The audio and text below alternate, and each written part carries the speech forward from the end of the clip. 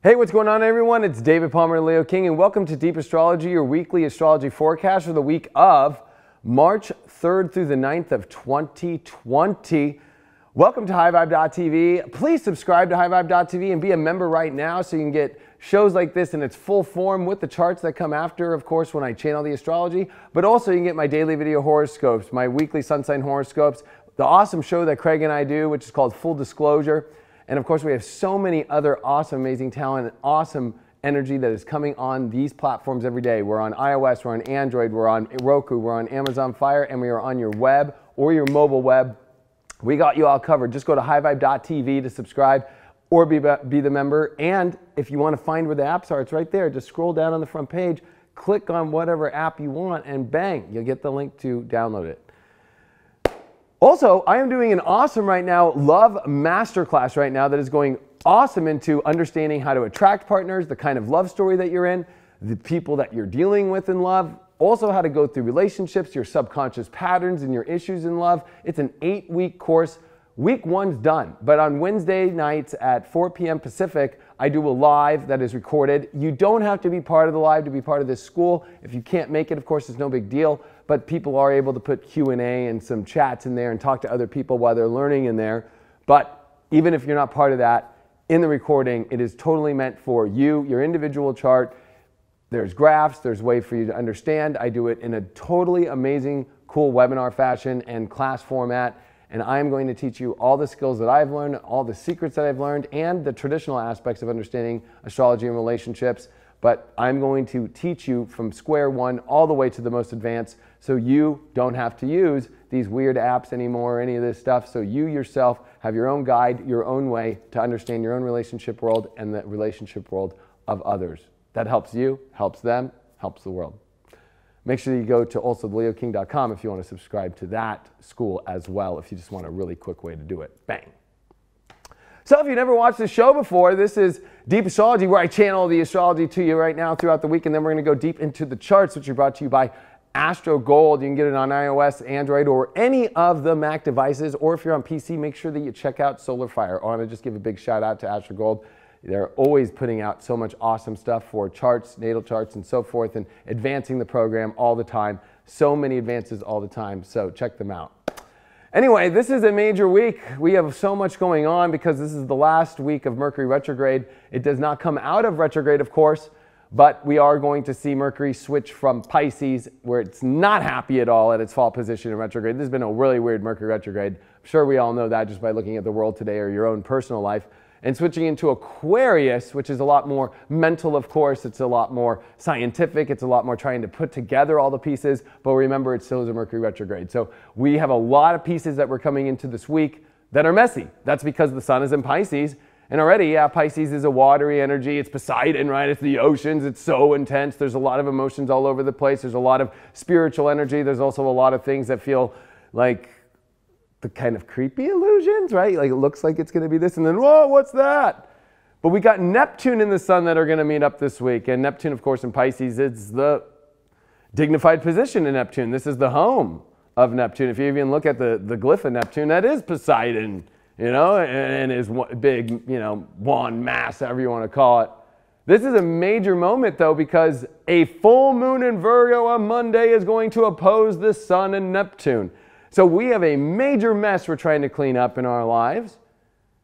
A lot of that is spiritual. A lot of that is trying to get clarity and trying to clean up this, just been going with the flow, been throwing this to the side, and been just trying to survive this reality as we are in the most major Capricorn transits of our lives, because Mars is in Capricorn, Jupiter, Pluto, and Saturn. And this week we are going to see Jupiter in Capricorn going to be an aspect to this full moon. So I really do believe that even though it looks like the messiest situations of our lives right now that have kind of developed, or just even a lot of the confusion maybe for some, but if people are out there very concerned out there about the world events that are going on right now, I just want to remind you that there is ways that we do make change in this life, and things can change. And we are going to see so many big changes this week. And I think that it's important to note that Jupiter now is 3 degrees away from Pluto. So the Jupiter-Pluto conjunction is on its approach. And remember that Saturn is still in Capricorn, but getting ready to come into Aquarius on March 22nd when the sun comes to its 0 point of Aries here. So this is going to be a major couple weeks here of major changes, and this is the beginning of it. But we have a lot to sort out this week as well, because Venus in Aries squaring Saturn here on Tuesday on the 3rd, not the most fun transit. Things that we want to feel good about are definitely hard to see. It requires work we might not want to do. It almost feels like, we have to step into leadership roles more. And those leadership roles are about bringing inner authority to take better measures in our life of integrity and realizing that, yeah, sure, we want to feel a certain way, or we want to feel good, or maybe there's a relationship issue or some money situations going on that are very difficult to understand during a Mercury retrograde in Pisces while Venus is squaring Saturn and with the Sun in Pisces alone. But the major event here is that we all are not feeling maybe at our optimal prime, but we can when we step into the leadership and make change, stepping into our authority and having some sort of, and what Capricorn required is if you're going to be a CEO, if you're going to be a leader, if you're going to be somebody that is going to step into your authority, you got to have stability. And this is a time that we can actually use stability through understanding the timing of where things are in life, understanding segment by segment how things are going and not flipping ourselves out, because Pisces and with Sun and Neptune can be a flip out. I know it's not easy. And I know that you might think that I'm crazy when it comes to this whole notion of that the world can change. But I really believe that. I really believe when I see this astrology here that this is the universe coming through with figuring things out, with a major cleanup. A Mercury retrograde alone coming back into Aquarius is very scientific. And it's interesting to see scientists around the world right now are all in laboratories, and we're talking about testing, and we're talking about all these things, right? And this is where Mercury retrograde is bringing us to look at the world at different angles that we're not usually used to looking at. So one thing is, if we just take this from a hermetic perspective, of a mercurial perspective, we have to understand, without the emotional attachment to the way that things are going to maybe play out in your personal life, because you can't do astrology if you get too emotional, is we are looking at a world right now that we are looking at angles, and we are looking at confusing things and trying to figure out them from the weirdest angles we've ever seen. So that's already kind of a weird place to be, but that doesn't necessarily mean that it's the end of the world. It doesn't necessarily mean that it's going to be the most horrible thing that ever happens in our lives. And you have to remember that the South Node, the illusionary energy and where we are releasing, is with still Capricorn here. We're not going to shift out of Capricorn, Cancer, lunar nodes until we move into Gemini and Sag on May 5th.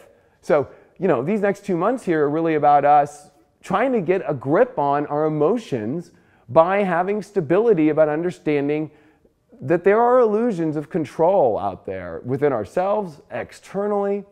And I think that this is a time for us to not try and put the ultra grip on control. Yes, being prepared about life and timing and understanding is a good thing. And I think that it's important right now. But I think that the most important above all of that, though, is just the stability in knowing that there is a lot of illusions with the South Node. So the illusion with Mars in the South Node in Capricorn is that that we're in a war that we have to control, and we've got to do it now. We got Jupiter there, which is enhancing it all, and Jupiter in Capricorn, remember, is at its fall position. So it's like this feeling like there is only one solution and we can't understand it, and we've got to find it, and once we find that one solution, all the problems will be solved. And that's the problem with Jupiter in Capricorn. It's very one-directional. Once this one thing is solved, then finally everything will be okay. But we have to remember that we're in a world where every minute, every second, every millisecond that is going on right now, there are so many infinite things in the world that are happening. So it almost forgets about those things, and we need to remember to appreciate our lives and to focus on those things, and being prepared is important. But I think that a lot of this with this Pisces season and a Mercury retrograde, and of course the Sun and Neptune coming together, is creating chaotic situations in ourselves of feeling like, because we don't understand, we're not able to see. This is us behind, glass that's really tainted and got a bunch of film over it, and it's foggy, and there's a rainstorm, and somehow maybe you got some beer goggles on. You know what I mean? So it's like, not only can't you see through that weird glass, but you got the beer goggles on, and it's cloudy, and it's foggy. So there's so many levels of the unknown and the what the heck. But let's go back to that south node. Then you got it with Pluto, which is Pluto is here to scare the shit out of you, you know what I mean? Because it's transformation, it's death, it's rebirth, and Capricorn. We've never seen Pluto and Capricorn at this degree, at 24 degrees. So, you know, this is at the time that if we go back to the last time Pluto was at 24 degrees of Capricorn, I mean, we're talking about the Boston Tea Party energy and then coming into the years to where we went into the Boston Massacre and, you know, just, could you imagine that chaotic situation? Imagine being like a Tory or just a colonist back in that time and whoa, like, okay, I guess people are going to get ready to rebel and then, you know, people over here on, but what is the king going to say? And that would have been a crazy moment. And so we're at those moments that led up to moments that were like that right now. Now, I think that people need to realize too that now with Saturn in the South Node, the ultimate aspect of the powers of control, the dominating powers, who's the top of the food chain, who's the top of the hierarchy, who's got the answer to control everything. And Saturn is very, you know, lower and higher level with any planet. Lower level with Saturn is control and Capricorn. It's in its home sign. Higher level is knowing about divine timing. Knowing that, you know what, if I stand in a position of leadership that's connected with the divine and connected with, you know what, integrity, and knowing that the integrity of God has got everything the way that it should be, and trusting in that space, this South Node will not get you caught up in that world, which pulls you away from what? The North Node in Cancer, where you feel comfortable and safe. When you start to go too much into control, when you start to go too much into giving your authority to somebody else as well, I'm not telling everybody to go out there and, you know, say no to authority, but I'm out here to tell you that you have to realize that no outer authority is going to be one that is going to make you feel safe. It's the inner authority within yourself. And this is a major time because Venus is going to move out of Aries after it squares Saturn very difficultly. So it's a very difficult transit, Venus squares Saturn. And I can go into an hour into that one. I was born with Venus square Saturn, but a lot of it is we've got some big things that don't look good, that don't look like they're going to make us feel good. We got decisions in relationships. We got decisions in our values. We got decisions in the money energy. We've got, and in Aries, we want it to be, it's very one directional, but so is Saturn in Capricorn. But maybe a lot of this is like, maybe you're not feeling good because maybe Saturn, if it's coming from a higher integrity point here, is saying like, maybe we got off track. Maybe we need to get back on track. Maybe we want to only feel good this one way and we're avoiding doing the work. We want to just go feel good. You know, Venus square Saturn is the person who wants to go to recess and just avoid school and ditch it. I know that because I have Venus square Saturn. I did a lot of that. So, you know, that's where you don't realize the repercussions of ditching, right? Because now you have to do a detention and then you're going to fail the class and then you probably go down the wrong road. And then usually at the time when you're trying to already ditch the class, it's not like you're doing anything that great anyway. Usually most of the time you're just kind of like, I just am kind of sitting in this place to feel good for myself, but it's not really going to feed you in the long run. So this is a moment where we got to think about the long run, and it's coming into Taurus. And we're going to see Mercury retrograde back into Aquarius here on Wednesday, and late Wednesday we're going to see Venus enter into Taurus, where it's at its dignified energy, its home sign, and we're going to see with this full moon building up, Venus and Uranus conjunction. And this is major because this Venus-Uranus conjunction is in alignment with the nodes. So the nodes at 5 degrees of Cancer and Capricorn, we're going to see this Venus-Uranus at 4 and then Venus move to 5. So there is something to say that not only with a full moon in Virgo that wants to clean things up, right? Virgo is getting back into reality, pulling us out of the fog, getting everything organized again, starting to figure out order and figuring out a way to, you know, take all this Neptunian energy that's very confusing and very, you know, somewhat delusional and actually try and find a way to bring us back forward into reality to where we can segment things out. Mercury retrograde in Aquarius helps with that. But with the trine to Jupiter as well, there is this positive, you know, that we do start to see some positive energy, but it's this Venus-Uranus to me that is so powerful with these nodes because it is about feeling better. It is about starting to realize that we need to stop freaking out, realize that we all have the tools as human beings and we all have the tools on the planet. We are in 2020. that the world problems, that your individual issues, that everything, it's time for us to advance forward. It's time for us to realize that the world is an unstable place with Uranus and Taurus. But Venus is reminding us that we can find stability in an unstable world by advancing into the future, by advancing into realizing and starting to see from a higher point of view the greatness that we are, the beauty that is around, and the magnificent power that humanity holds. And I think that this is such a great time because we need to start to make ourselves feel better by doing things when Venus enters into Taurus, by actually finding the things that really are cultivating to grow. It's a lot like a garden. It's time for us to plant all the seeds, plant all the flowers, plant all the things in life, in our life, with Uranus here that might be different. We might not have ever had to plant this way before. We might not have ever had to really step into advancing our self-worth like this before. But this is where we're going to start to see a better world now. And we need to give credit to humanity because Venus in Taurus, it's at its home sign. And Uranus is not happy here. Uranus is the farthest away that it wants to be. It does not want to be here because Uranus is exalted in Scorpio, the opposite sign, where everybody comes together with passion. But when you get everybody in their own values, right? Some people value feeling safe up in the mountains. Some people value being out in the desert. Some people value, you know, I don't know, a Japanese car opposed to an American car, right? Like nobody's on the same value systems. But the one thing that we have to all learn to come together with in a Uranus and Taurus is in an unstable world that is created by Uranus to bring humanity together to find the value of humanity itself.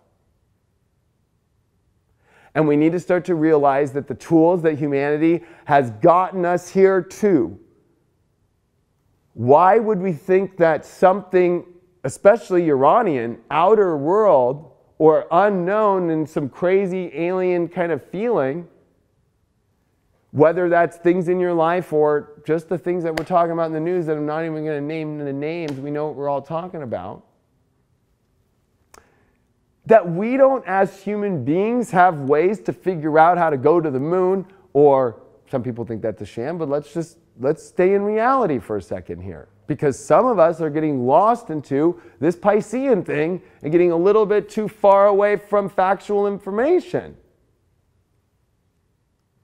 That there's amazing things about humanity that are brought. I mean, look at, I am talking to you right now as an astrologer in 2020, being able to produce this to you and send this out via apps around the world instantly and live.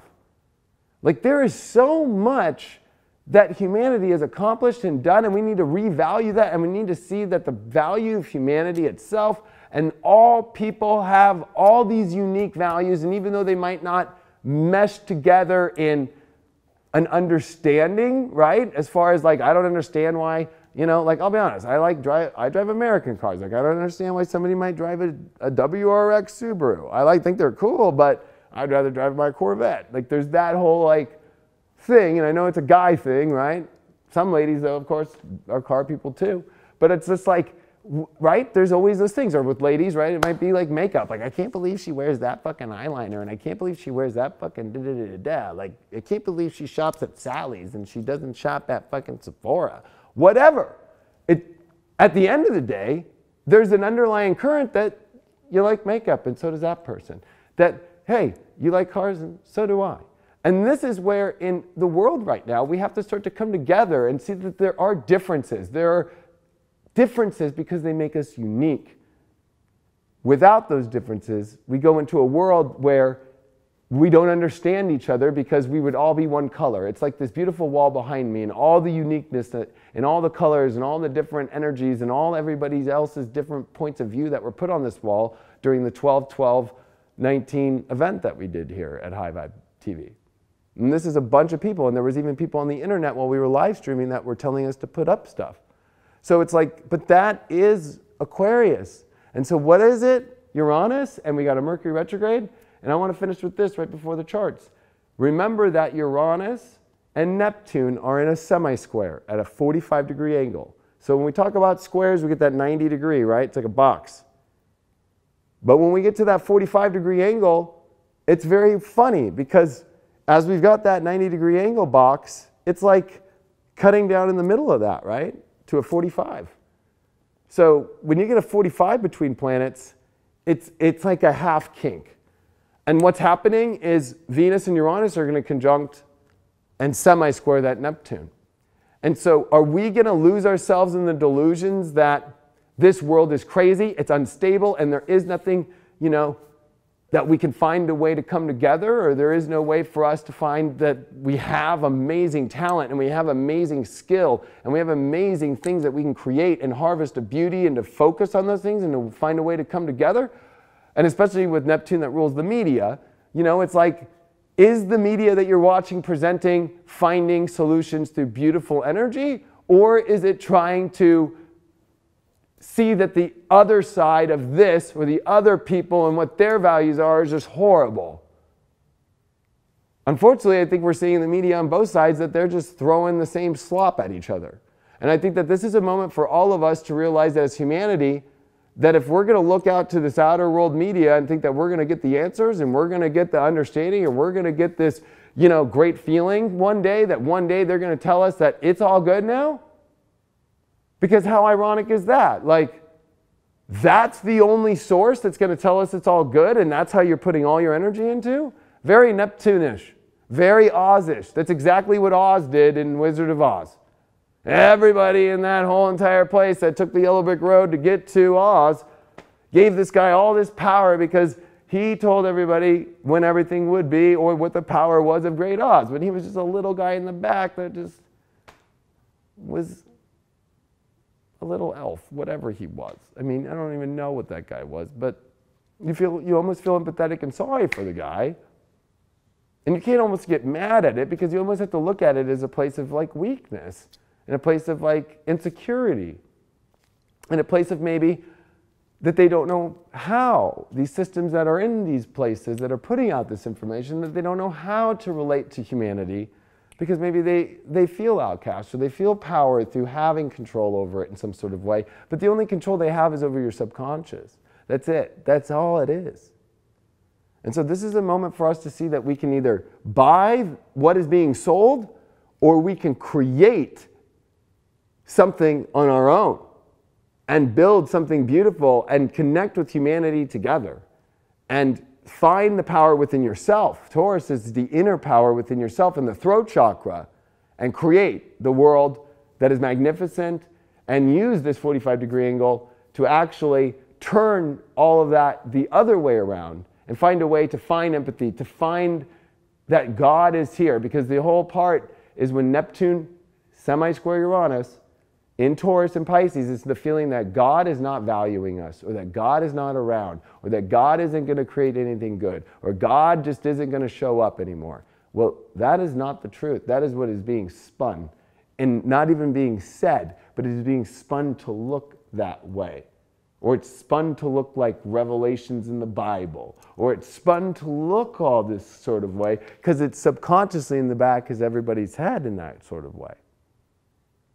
Let's look at these charts and see if this full moon in Virgo with Jupiter trine and with a Venus-Uranus conjunction in Taurus in alignment with the nodes, with Jupiter getting closer to Pluto, with all these big aspects, and especially this full moon connected to Jupiter, and so much of this can truly change this world right before we get out of a Mercury retrograde, which will happen next week on the 10th.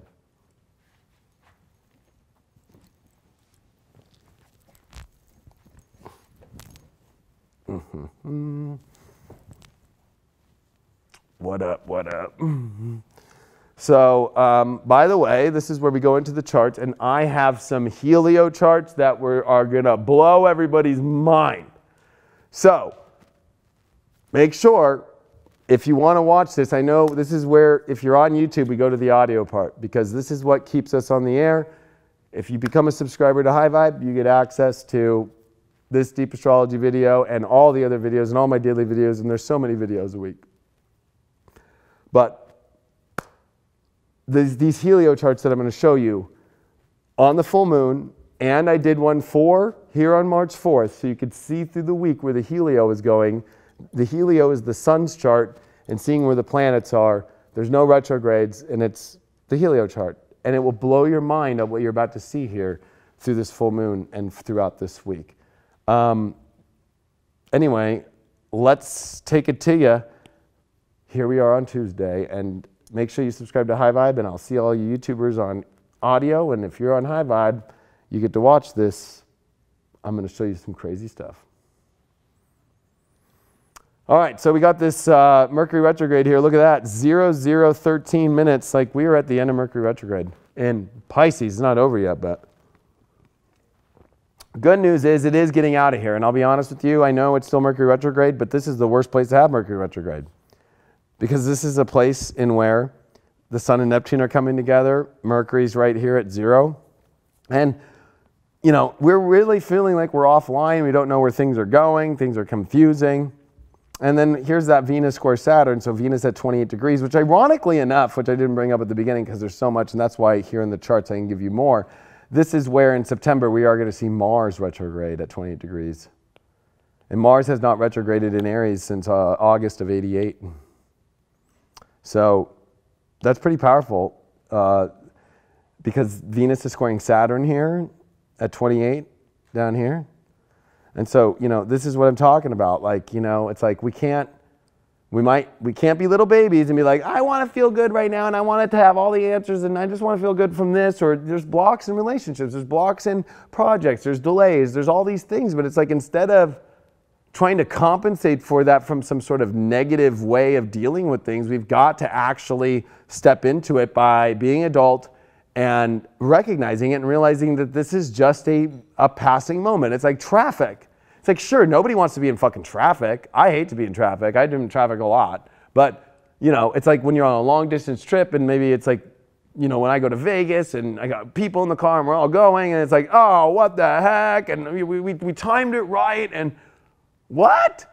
It's closed? Like it was 6 hours more or something? It's like, But it's like that moment, instead of just like, this is ruining life, you've got to step forward into the authority and just be like, shit happens. There's a delay. I've got to find my inner authority about how can I make myself feel better, even if it doesn't look the way I want to right now. And there's a lot more to that comes with it. But that's what really this day is about. Because we are about to move forward now into a whole new world, especially as the moon here finishing in Gemini and moving into Cancer.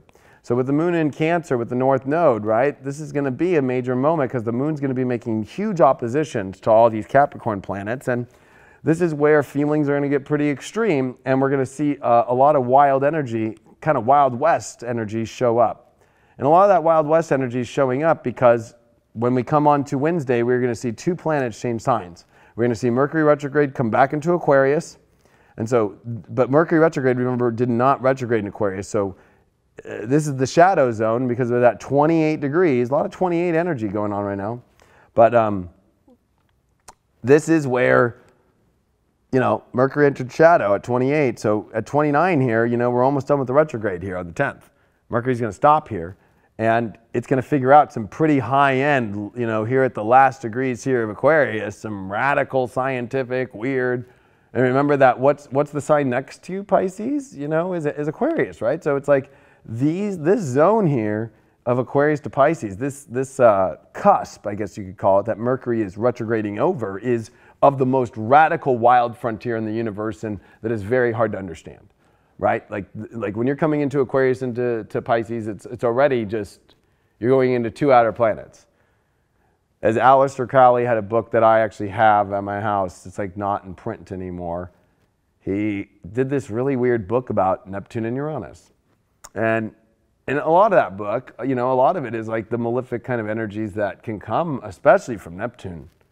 And so, you know, I think a lot of this, especially with deception or, there's a lot in that book, to be honest with you. And I think a lot of this is reminding us that, you know, we are entering kind of a different kind of understanding of malefic zone. I think the malefic zone of outer planet energy is always the malefic understanding that there is no understanding of it, or you could be, you know, subconsciously being manipulated or dealt with.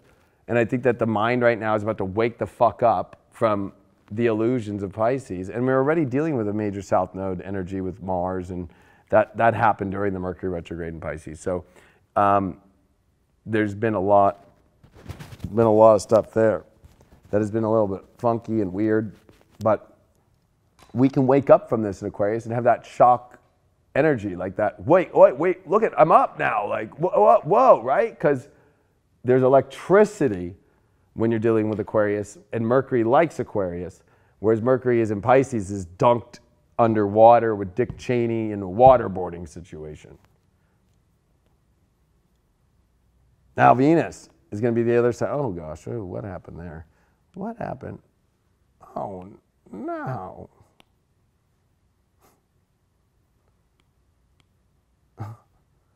Okay. Alrighty, good thing I got this thing here. That was very weird. Okay, so here is the Taurus Venus coming in, ingress, bang.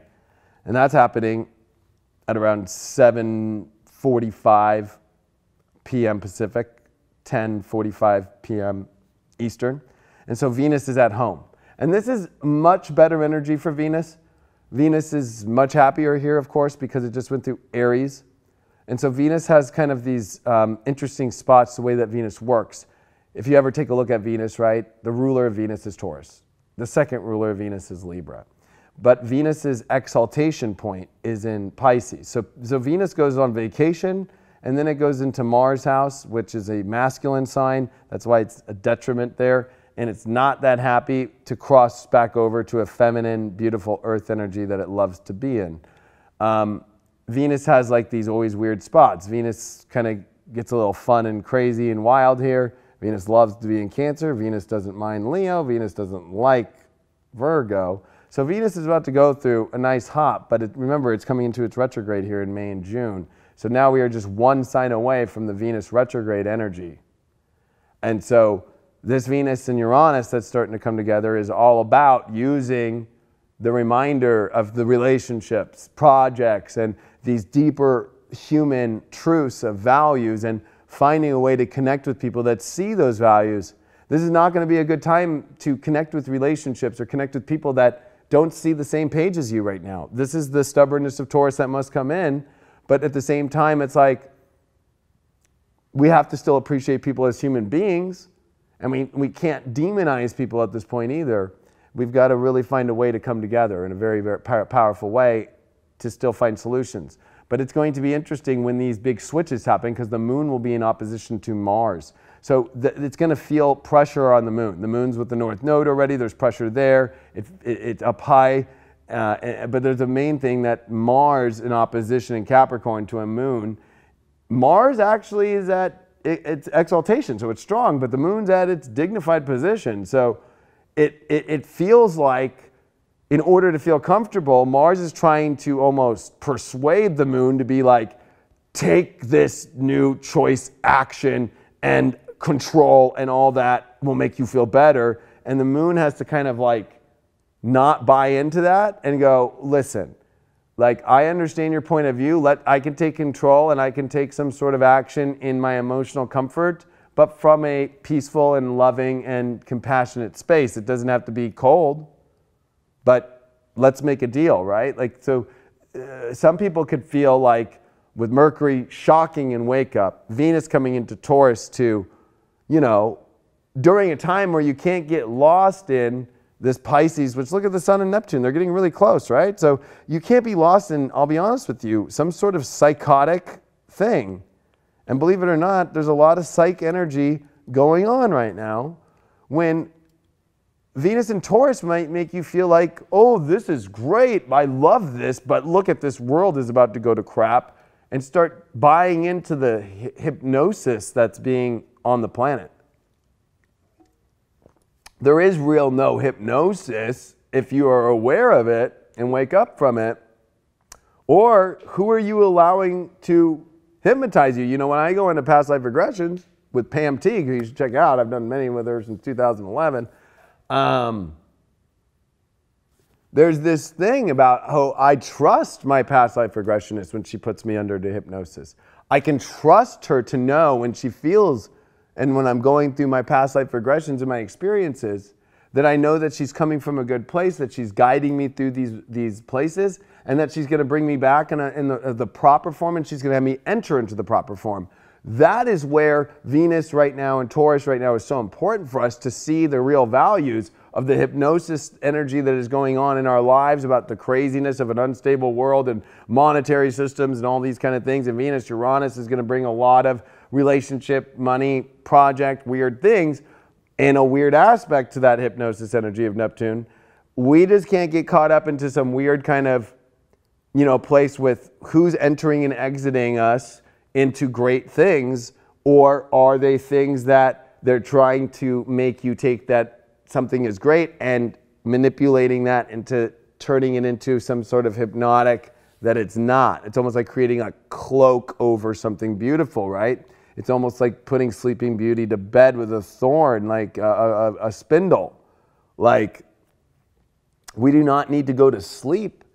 We do not need to believe in this maleficent energy, right? Like, because even though sure it's there, the South Node's there, like, she doesn't make her plan actually fully come to work. Sure, her plan didn't think of beyond, because maleficent energy or any maleficent planet, like anything that is malefic, right, is always going to think to this one point. So she did get, Aurora at 16 to fall for the spindle and sleep.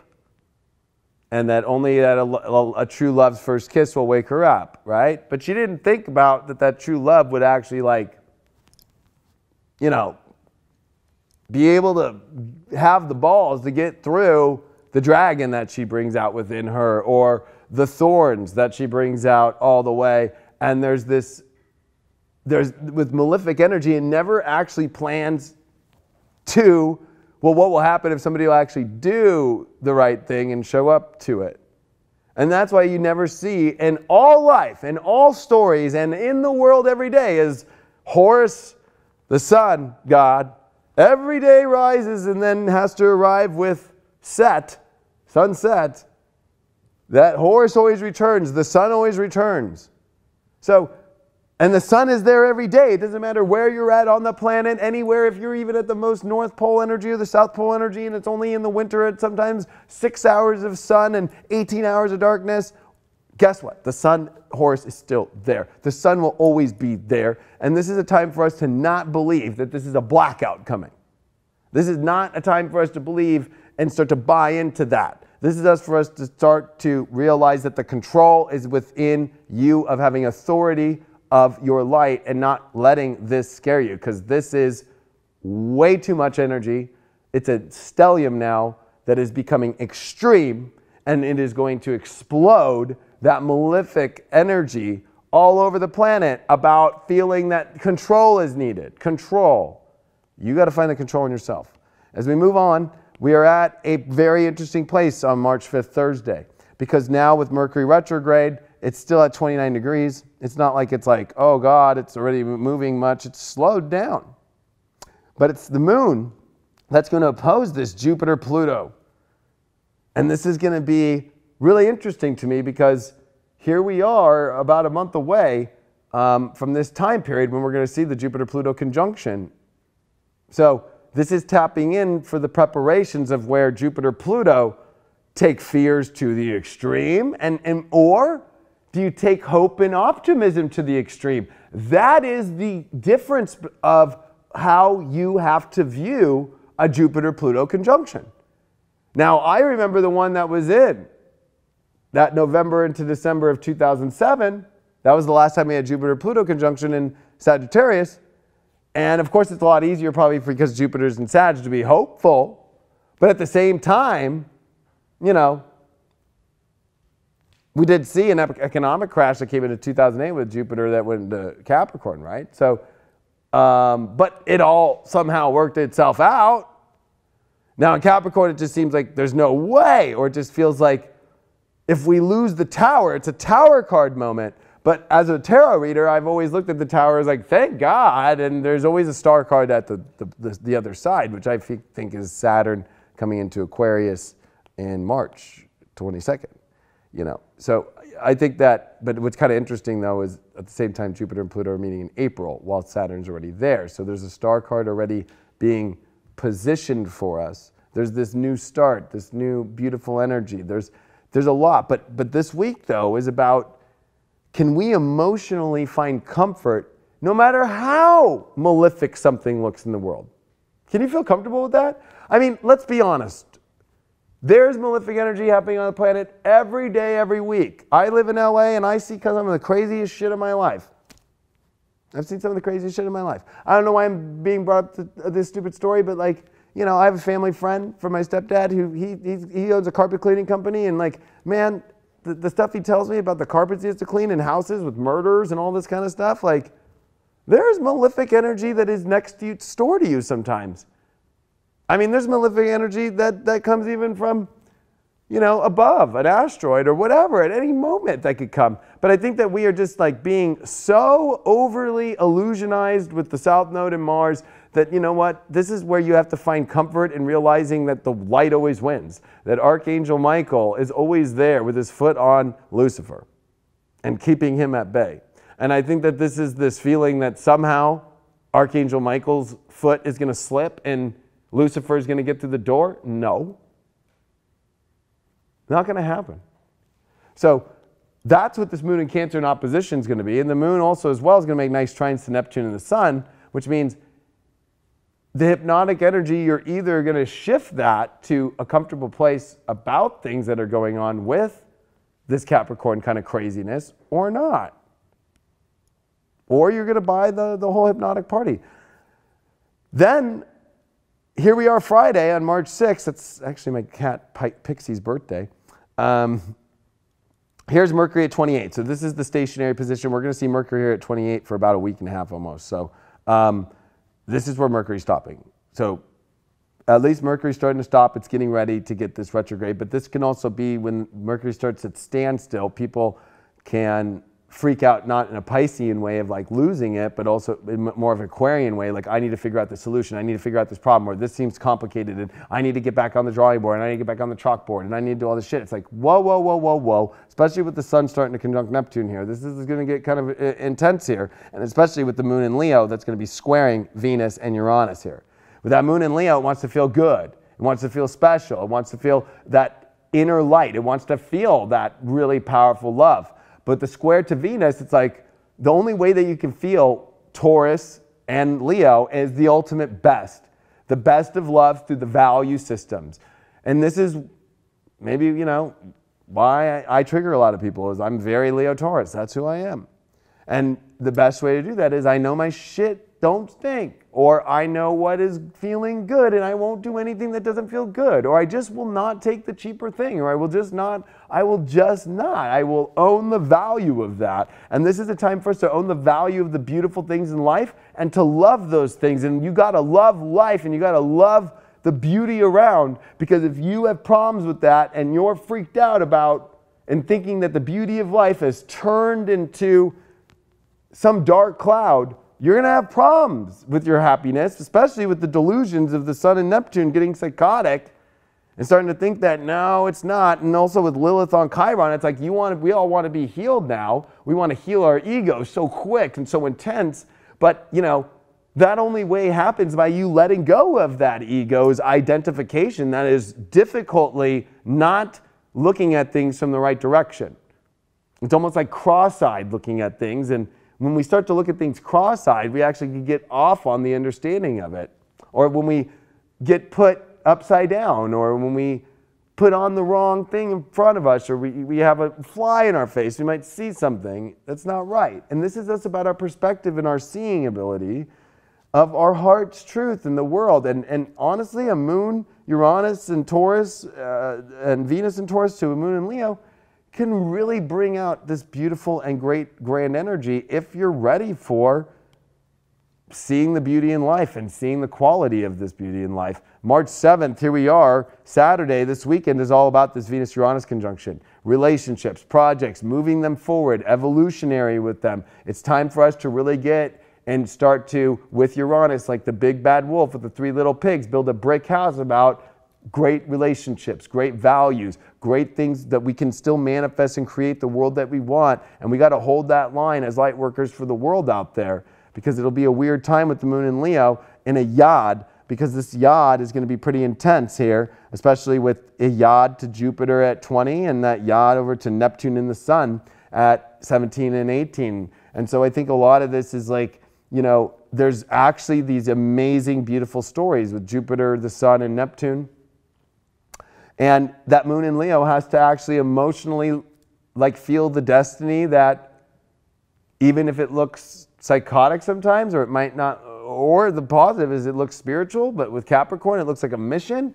Yeah, then you'll feel good in life if you can find that mission. But if you feel like you have no mission, you just want to escape this world and you just want to have the world have some outer authority fix it and you not be part of that solution by just putting out some positive love out there, then you know what? You're going to miss out on some sort of destiny, or you're going to feel like you are a puppet on a string on this crazy real world. So you got to bring love to the table this week extremely. And because as we are building up to a full moon, we are going to see on Sunday before it that Venus-Uranus get really close. Uranus also goes to 4 degrees, which 4 degrees is definitely pretty radical, because we are definitely moving now forward much faster, and Venus and Uranus are conjuncting, but it's the Sun and Neptune conjunct at 18 degrees on Sunday. Kabam, boom. And this is with a full moon beginning with the moon at 5, but the moon's going to trine Venus and Uranus, and it's going to make a grand trine in Earth with the South Node in Capricorn. So this Venus-Neptune is going to be the biggest split in the collective's understanding. It's going to be the big split between who really is ready to take a confusing world and a really weird world and bring the magic and the beauty into the reality, and bring these exciting new relationships, project energies, and creative energies, and the values that we all see in each other, and move it forward, and to do something that's not from an illusional place, but from a place of a feeling that we have something to do from a duty standpoint for God. Or people are going to be lost on the other side into freak out, fear, reality. I need to fix this so quick, it's going to just freak out. It's too messy. And Venus, Uranus, like, oh my gosh, humanity's screwed. Or, oh my gosh, like, I don't have the skills anymore to do this. Like, I'm just seeing this unstable world and this is crazy. I can't figure it out. Yeah, you can figure it out. But that Mercury retrograde is stopped at 28. It is dead stopped. Like, it is starting to station. So when we start to get to this kind of really weird stationary points here, things get really like where you cannot think logically, and you could start to become a mad scientist who's trying to figure out how ironic. I would use this analogy if we weren't even in these situations, trying to figure out some crazy global crisis and feeling like, I don't know if I'm going to be able to figure this out. And that's what the full moon in Virgo is. The full moon in Virgo is on Monday, this amazing full moon with the Sun and Neptune to bring in the magic into the reality, the trine to Jupiter. There is this awesome energy that we can explore by we have to take authority in being willing to clean up the reality and come from a, sure, we're in an unstable world, but we also are in a world where we can find stability through creating routine and unstable energy and creating some sort of rhythm and creating an unstable life. Like, if you think of the instability of Taurus, like the world and the earth and the oceans, and especially mainly just like the mountains are always shifting over the millions of billions of years on this planet, right? So it's never stable. Let's just be real. Like, fires happen in Australia, they happen in California, they happen on random homes, they happen anywhere. Life is not stable. But we're just feeling it very in our face. And this Venus is remembering us to see the beauty in that. That instability is what changes things forward. If you're having instability in relationships, it's to help you see how you can evolve forward. Or this is what takes relationships to exciting new beautiful territories. Even though it is a Mercury retrograde, there's still a lot that might not be understood there. But there's definitely a lot of feeling that you can start to see the future. And even Mercury retrograde, for those that aren't going to use it to try and figure out the most complicated problems and realize that they probably won't figure them out right away, this is where you can get very interesting perspectives of your future in your mind that will blow your mind, especially with this full moon in Virgo. There is that essence of Venus with the nodes, and Venus trine the South Node. So there's some positive relationship stuff here. There's some really positive things about building and creating in this reality. And this is, to me, an alchemical chart of magic. Like, this is true, a magical chart here. Or this is where people don't believe in magic and they just create in their mind, in their own laboratory, and they feel that the world is so crazy, and this is where they go into what is the opposite of Virgo, the lower dimension, which is anxiety and stress, and the lower dimension of Neptune, like wanting to escape, and the lower dimension of Mercury retrograde in Aquarius, which is I need to figure out how I can solve this problem that if I don't, I'm the only one who maybe can, when no, it's going to take everybody to solve a problem by actually the simple thing of like connecting and being more positive and seeing a positive future instead of everybody going inside and waiting for some other outside source, some other person that'll figure it out. So we're all waiting on somebody else to figure it out? If you're going to sit in a position where you're going to be in a sitting position, literally, and not try and put some love out there, put some change in reality, there is no hierarchy of who does something bigger or more with Jupiter here in the trine element. It is saying that anybody who just steps up with authority of a better life, of a better position, of a magical life, of not falling for the hypnotic, of not falling for this stuff, is going to change the world and do a much more beautiful thing. This is extreme. And I don't want people, because this is where people could be under the biggest spell and the biggest trap of their life about the reality and project that into the world and start buying into that Black Mirror on television and falling into that thing, or doing the opposite and being part of the world that's opposite of that and bringing something different to that world and this is where change happens in life, is when it's the people that make the change, and it's when people just love and they just step into the magic, and there's a higher calling. There's a higher calling on this moon, and it's building very powerful projects and very powerful relationships and very powerful reminders of the power of your future is based on your value of your throat chakra, the value of your abilities, the value that you have of the tools in your life, that you already have every tool that you need. You don't need some other tool. You don't need to go to Home Depot and buy another fucking tool. You already have everything right now, and it's about how you use it, how you edit this reality into using the magic that's already there and not buying into the hypnotic energy that is pulling you away from using your tools, pulling you away from your values, pulling you away from even building the most beautiful kind of relationships to go grow and build something beautiful that's in alignment with the nodes to bring you the ultimate true safety that you can feel, which is through love, which is through nurturing, which is through feeling good. We all want to feel good.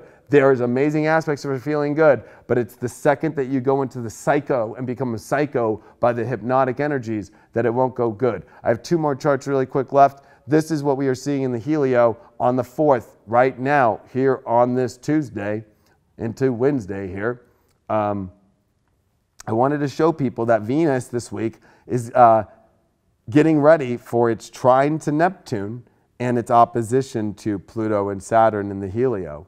The other thing as well that's quite interesting to me is Mercury now is in Libra, and this Mercury in Libra is going to get ready to square Jupiter this week. So this is where people got to not fall for the negative kind of like, visions and get lost in, disbelief in anything good happening and start making a judgment call that this is fucked. Like, we need a better jury on this. We need some people that are actually like seeing things from other perspectives, seeing that the world is a beautiful place, seeing the harmony and that there's great, we all have to start to build alliances. And I think that that's quite interesting to me that Mercury is going to square Jupiter. But this is, and it's because you got to remember that Mercury flies every 88 days around the chart. That Mercury, I'm going to show you right now on the chart of the full moon. Look at how far Mercury goes, 26 degrees. So that means this whole week we're on a buildup of Mercury, square Jupiter, square Pluto, and square Saturn in the helio. So Mercury's going through a lot of hell, and it's going to square over to Venus. So this Mercury tail end of the retrograde, you're going to see it all over the media. You're going to see it all over people in their lives. If you're lost in the mind and it's unbalanced and you're not able to build relationships and communicate and find harmony and find beautiful, like, harmonic positions of how we can connect to people better and how we need to focus our mind on how we build relationships, how we build beautiful things. Because if this mind's going to be stressed out by Venus in Cancer, I only need to feel good from a comfortable place, and I don't see it. Or square Jupiter. I just am ready to make a judgment call that this place is fucked. I can't see any good things. Or the squares to the malefics of Pluto and Saturn. Like, I don't even need to really go there, but that's just like the most like, well, we're fucked. We're all done. This is the time where it's just all ending. And, you know, this is not that time. The other thing, too, is Venus is going to oppose Pluto, Saturn after the great trine to Neptune. So this is a stressful place that we need to get away from. This is the first time that Uranus has been to 6 degrees in Taurus in Helium.